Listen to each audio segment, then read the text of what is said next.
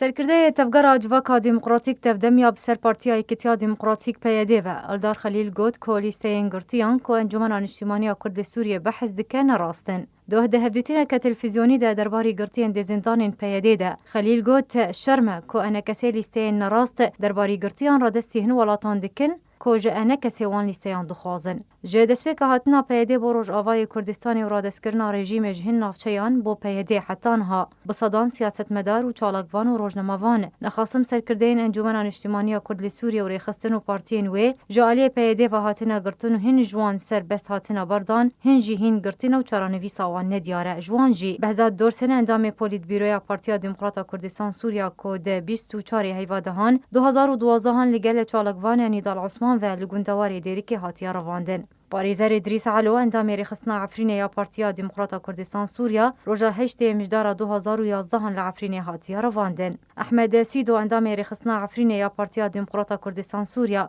روژا نه جوتمه 2013 هن لطخ شیخ مقصود یا حلبی هاتیا رواندن فؤاد ابراهیم اندام خوجهیا دیریکی انجمن اجتماعی کرد سوریه روژا 24 آذار 2017 هن لگوندواری دیریکی هاتیا رواندن جالکوان امیر حامد اندام ریخستنا سوزیا جوانین کرد روژا 11 چلیا 2014 هن لدربیسیه هاتیا رواندن جمیل عمر ابو عادل روژا 13 تیرمه 2017 هن لقامشلو هاتیا رواندن